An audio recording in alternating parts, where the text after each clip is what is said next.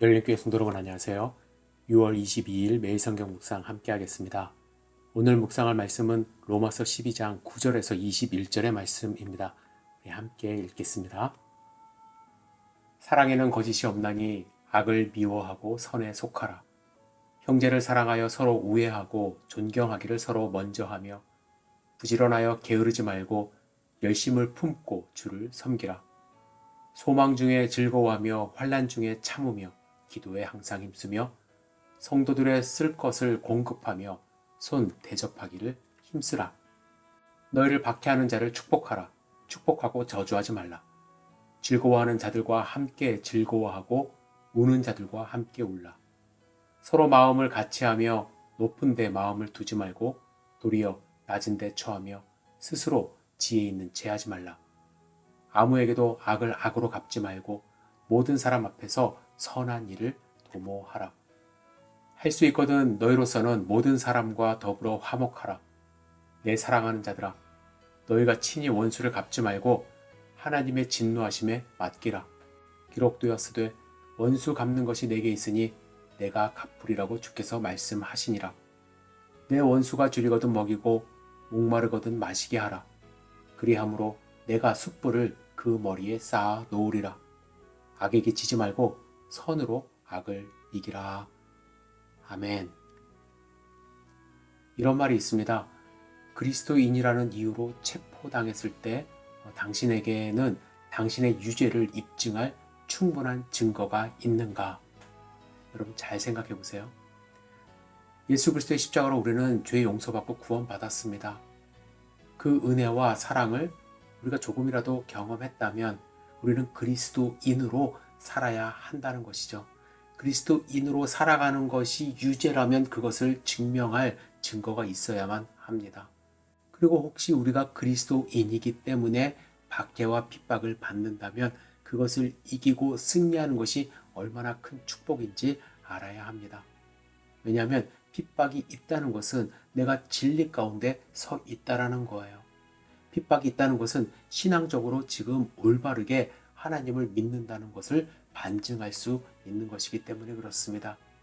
우리가 신앙인이기 때문에 경험하는 핍박은 하나님의 자녀로서 진리를 가지고 세상 속에서 사는 것이기 때문에 당연히 어쩌면 생길 수밖에 없는 자연적인 현상입니다. 때문에 바울은 14절부터 우리가 그러한 상황 속에서 할 수 있는, 아니 해야만 하는 몇 가지 행동을 권면하고 있습니다. 첫 번째, 아주 역설적이지만 축복하래요. 사실 사랑하는 사람 축복하는 것도 참 쉽지 않은 일인데 하물며 나를 핍박하고 박해하는 자를 축복한다는 것은 여러분 하나님의 사랑이 없이는 도저히 실천할 수 없는 일입니다. 그러나 이 축복이 가능할 수도 있어요. 언제 가능할까요? 내가 축복할 수 있는 사람이 되었다는 것을 깨달았을 때, 나도 축복받을 존재가 아니지만 하나님의 사랑으로 축복을 받았다는 것을 인정할 때 우리는 누군가를 축복할 수 있는 것입니다. 또한 핍박받았을 때 우리가 해야 하는 것, 혼자 있지 않는 것입니다. 바울은 우는 자들과 함께 울고 웃는 자들과 함께 웃으라고 권면합니다. 그런데 우리는 참 어려워해요. 울을 때 뭐라고 한마디라도 해야 될 것 같고 웃을 때 멋진 말로 격려라도 해야 할 것 같습니다. 하지만 오늘 본문에서 중요한 단어가 있어요. 함께라는 단어입니다. 어떻게 웃고 어떻게 우느냐가 중요한 것이 아니라 함께 하는 것이 중요한 것입니다. 우리는 상대방이 울고 있을 때 위로의 말을 찾습니다. 상대방이 즐거워할 때 뭐라고 한마디 해줘야 할 것 같은 강박관념에 사로잡힙니다. 하지만 바울은 아주 간단히 말합니다. 함께 웃으라, 함께 울라. 바울은 이러한 확신을 가지고 로마서를 쓰기 시작한 거예요. 1장 12절에 보면 이는 곧 내가 너희 가운데서 너희와 나의 믿음으로 말미암아 피차 안위함을 얻으려 함이라. 바울은 그 누구도 다른 이보다 더 위대하거나 혹은 더 미약할 수 없다는 것을 알았습니다.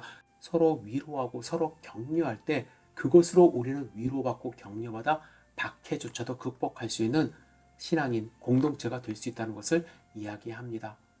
박해하는 자들에 대하여 박해를 극복할 수 있는 세 번째 행동은 겸손이라고 이야기를 합니다. 16절입니다. 서로 마음을 같이하며 높은 데 마음을 두지 말고 도리어 낮은 데 처하며 스스로 지혜 있는 채 하지 말라. 박해받으며 살고 있는 초대교회 성도님들에게 어떻게 더 낮아지라는 건지 의아합니다. 그리고 이러한 겸손이 어떻게 박해를 극복할 수 있는 힘을 줄 수 있는지 의문스럽습니다. 하지만 여러분 반대로 생각해 보세요. 우리에게 겸손이 없다고 한다면 우리는 절대로 세상 사람들의 박해를 이길 무기가 없다라는 거예요. 겸손은 예수님이 보여주신 최고의 무기입니다. 그죠? 겸손함을 가져야 우리는 이길 수가 있어요. 그것이 우리의 무기입니다. 마지막으로 우리가 해야 할 일은 선을 도모하는 것입니다. 도모한다는 것은요, 사람들에게 이 세상이 어떻게 움직일지 사전에 미리 예측할 수 있도록 해준다는 것입니다. 즉, 내가 경험한 하나님 나라는 이런 것이다라는 것을 사람들이 알 수 있도록 보여주는 것입니다. 하나님 나라의 가장 큰 특징이 무엇일까요? 화평입니다. 평화예요. 싸우지 않는 것입니다. 이사야 11장 6절에 이런 비전을 보여주십니다. 늑대가 새끼 양과 어울리고 표범이 숫 염소와 함께 뒹굴며 새끼 사자와 송아지가 함께 풀을 뜯으리니 어린아이가 그들을 몰고 다니리라. 그렇기 때문에 우리는 우리에게 악한 행동을 한 사람들에게 원수를 갚지 말아야 하는 이유입니다. 우리가 바라보는 그 나라가 바로 평화의 나라이기 때문에 그렇습니다. 20절에 보시면요, 오히려 이런 말씀을 하세요. 내 원수가 쥐리거든 먹이고 목마르거든 마시게 하라. 그리함으로 내가 숯불을 그 머리에 쌓아 놓으리라. 여러분, 숯불을 그 머리에 쌓는다는 것, 어떤 분은 이렇게 해석합니다. 우리가 원수를 사랑하고 용서하면 그들도 자신의 잘못을 깨달아 얼굴이 화끈거릴 정도로 수치심을 경험한다. 그래서 숯불을 머리 위에다 놓는 것 같다. 이렇게 해석을 해요. 하지만 그런 해석은 보복의 냄새가 나잖아요. 내가 저 사람들에게 잘해줘서 그렇게 창피함을 줄 거야. 하지만 이 이야기는 이집트 문헌에서 왔다고 합니다. 이집트에는 자신의 죄를, 잘못을 회개하는 사람이 자발적으로 자기 머리에 숯불이 담긴 토기를 가지고 자기에게 해를 입은 사람에게 찾아가는 그런 모습이 문헌에 나온대요.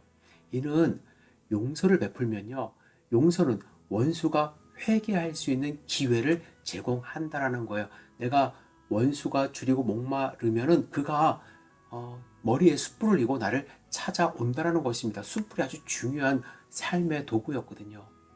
여러분, 여러분이 만일 원수에게도 친절을 베풀고 용서를 하게 되면 그 친절과 용서는 원수를 원수로 놔두는 것이 아니라 회개하는 길로 인도하는 것입니다. 그것이 우리가 도모해야 하는 선한 일이라는 것입니다. 제가 오늘 몇 가지 말씀을 드렸는데 다 실천하면 금상첨화죠.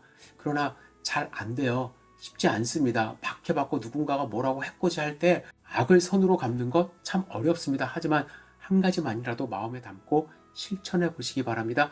그리고 가장 효과적인 방법은 다른 거 없어요. 예수 그리스도의 십자가를 붙들고 묵상하는 것입니다. 예수님이 우리를 용서하셨듯이 우리도 예수님의 마음을 품고 이 세상을 바라보는 하루가 되어야 할 것입니다. 오늘 삶 가운데 주님의 은혜가 넘치기를 축복합니다. 기도하겠습니다. 전능하신 주님, 오늘 하루의 삶을 온전히 주님께 의지합니다. 로마서 12장의 말씀을 우리 마음 가운데 새기고 힘들고 어려운 삶을 살아갈 때에 우리가 취해야 할 행동을 마음 가운데 품고 살아갈 수 있도록 인도하여 주시옵소서. 주님, 우리의 삶을 지켜주실 것을 믿습니다. 우리와 함께 동행하여 주시옵소서. 예수님의 이름으로 기도드렸사옵나이다. 아멘.